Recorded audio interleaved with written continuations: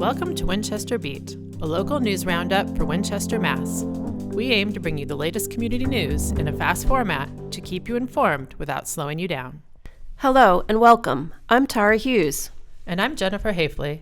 Today's show covers the last two sessions of Springtown Meeting, which wrapped up on May 7th after 4 sessions. The third session of Springtown Meeting was on Monday, May 4th. Budget discussions normally start at the first session in May, but as different boards and committees worked to find agreement in a tough budgetary environment, budget discussions were moved to May 7th. The headline issue of the night was the new elementary literacy curriculum, Arts and Letters. It received unanimous support from the Select Board, the School Committee, and the Finance Committee. The topic generated a little discussion at town meeting, focused primarily on how it was funded, not whether it should be funded, and the motion passed unanimously by voice vote. Just before the literacy discussion, the first item of business at Monday's session related to ongoing work to repair deteriorating concrete at the high school. Costs are not yet known, and the issue is indefinitely postponed or tabled. It will likely come before fall town meeting and could include a request for somewhere around $600,000 to $900,000. To date, the town has spent nearly $1.4 million to address the failing concrete.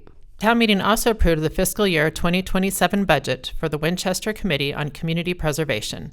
This committee administers town funds raised through the Community Preservation Act, or CPA.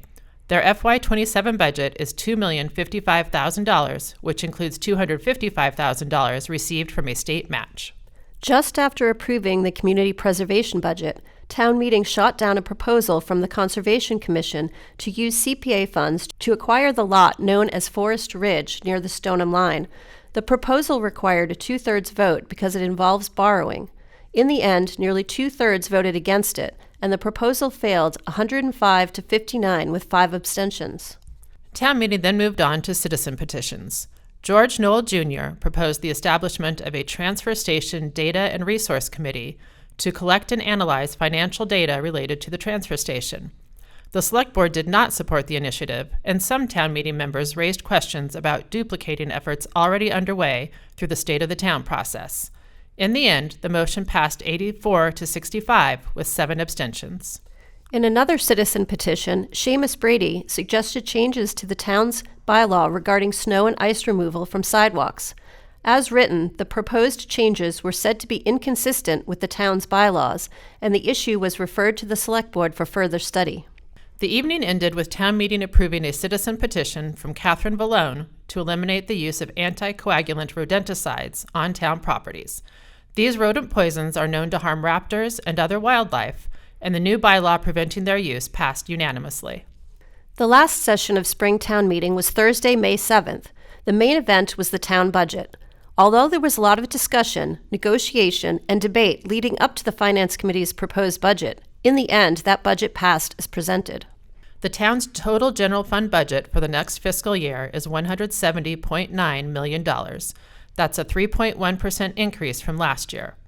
The school budget for FY 2027 is $73.5 million, a 4.4% increase over the approved FY 26 school budget. The largest percentage jump was in undistributed funds, which includes things like energy costs and employee health and retirement benefits. Those costs increased 6.9% from last year, driven in large part by health insurance costs. The town used about $3.2 million of reserves known as free cash to balance the budget. Town meeting then turned to a citizen's petition from John Healy to create a committee that would study the feasibility of ranked choice voting in town. In a very close vote, the proposal failed 75 to 72 with 2 abstentions. Another citizen petition regarding a stormwater pipe on private property went unheard because, as written, it went beyond town meeting's authority. A proposal to amend a zoning bylaw related to affordable housing also went unheard. That proposal came from Michael Betancourt of the Select Board. A planning board hearing is required first, so that motion was indefinitely postponed or tabled.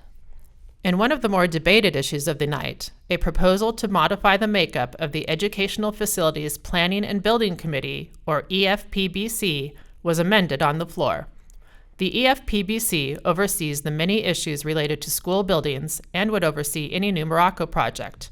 As written, many believed the proposal would essentially remove longtime EFPBC member Chris Nixon from that committee.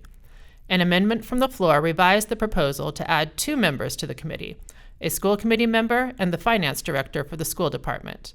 The amended motion, which does not require Mr. Nixon to step down, passed by voice vote. In the last order of business, the Select Board, with school committee support, proposed the creation of a new study committee to work with the Winchester Historical Society and set deadlines and benchmarks for progress on efforts to save the carriage house. That proposal was indefinitely postponed with some dissension. However, the Select Board can create its own committee if it chooses. And that's a wrap for Springtown Meeting 2026. The meeting began with the failed override hanging over much of the discussions, and that shadow did not go away.